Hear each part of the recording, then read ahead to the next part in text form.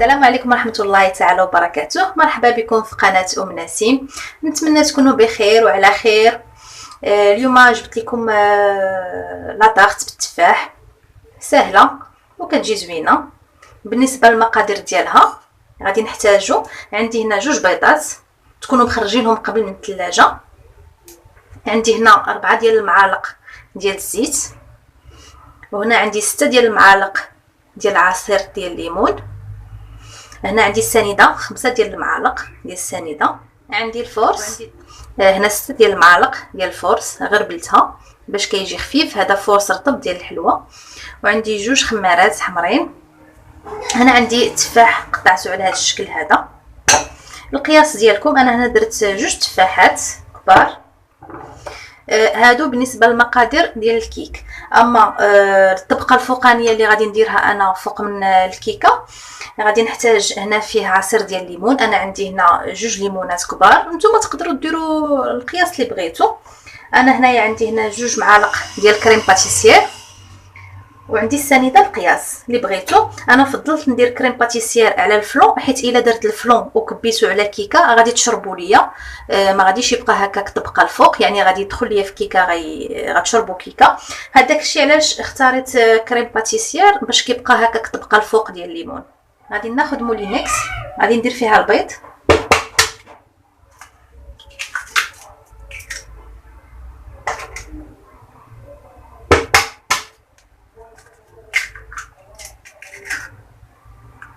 وغادي نزيد عليه السنيده،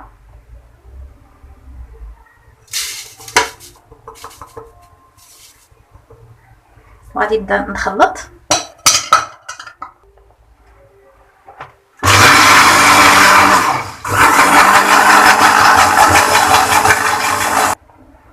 وغادي نزيد الزيت،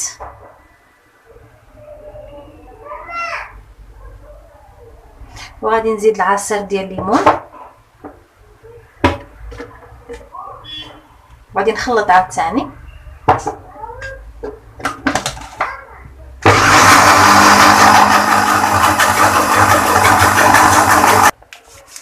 من بعد ما خلطت غادي ناخذ هاد 2 خمارات، غادي نضيفهم على الدقيق.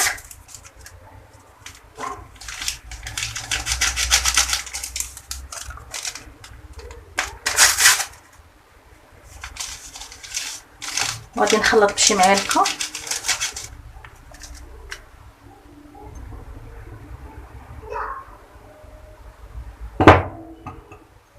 فاش غادي نخلطهم غادي نضيفهم على الخليط في مولينكس. غادي نبدا نزيد الدقيق بشويه بشويه. غادي نزيد الدقيق وغادي نخلط.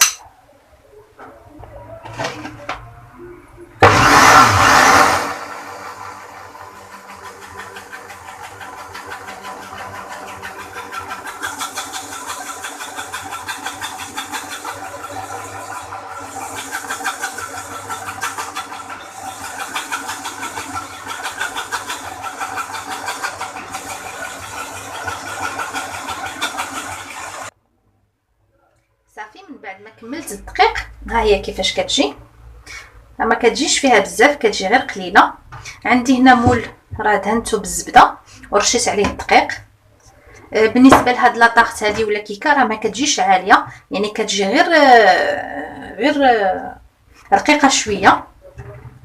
صافي. غادي نخوي العجين ديالي، والفران ديالي راه ديجا شعلت عليه، راه سخون.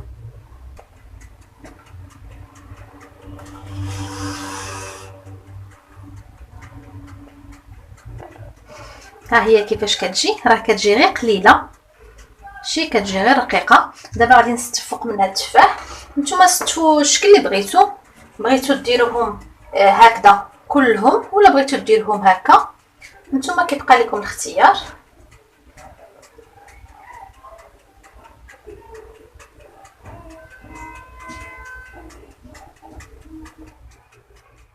صافي. راني استفت دابا التفاح، غادي ندخلها دابا للفران طيب ونتلاقاو. الكيكه ديالي صافي ها هي طابت. كيف كنت قلت لكم راه ما كتجيش منفوخه بزاف، حيت هذه غير طارت. بالنسبه اللي بغات تخليها بحال هكذا ما بغاتش تبقى الفوقانيه غتخليها بحال هكا، وتدير واحد السيرو اللي غادي تسقيها من الفوق. بالنسبه لهداك السيرو اللي غادي تحتاج، غادي دير فيه نص كاس ديال الماء، ونص كاس ديال عصير ديال الليمون، ونص كاس ديال السنيده. غادي ديرهم فوق البوطه وانتيا كتخلطي حتى كيشدوا راسهم شويه، وكتسقي بهم هاد لاطاغ. بالنسبه لي بغات دير تبقى فوقانيه كيف انا اللي غادي ندير، ما غاديش نحتاج نسقيها، نخليها على جنب تبرد، وغادي ندوز باش ندير الطبقه الفوقانيه. كيف كنت قلت لكم قبيله، هنا غادي نذكركم بالمقادير ديال الطبقه الفوقانيه. هنا عندي عصير ديال الليمون، انا هنا درت 2 ليمونات عصرتهم. نتوما الا بغيتوا الطبقه تكون غليظه شويه غادي تزيدوا في الليمون. عندي هنا 2 معالق كبار ديال لا كريم باتيسير، وهنا عندي السنيده على حسب الذوق. غادي ندير عصير الليمون، وغادي نزيد عليه السكر،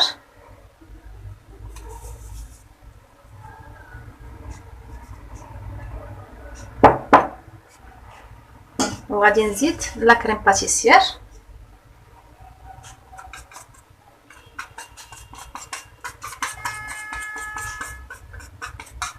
بالنسبه لا كريم باتيسير غادي ديروا على قياس العصير ديال الليمون. وغادي نخلطوا هاد العناصر في العصير يكون بارد، عاد غادي نديروه فوق من البوطه. غادي يعقد ليا واحد شويه وغادي نتلاقى معكم. صافي الكيكه ديالي ها هي وجدات، وحتى هذيك الطبقه الفوقانيه حتى هي وجدات ليا. شفتوا كيفاش كتجي عقدت ليا شويه. نتوما الا بغيتو تزيدوا مازال تعقدوا اكثر ليكم الاختيار. غادي نكبها فوق منها.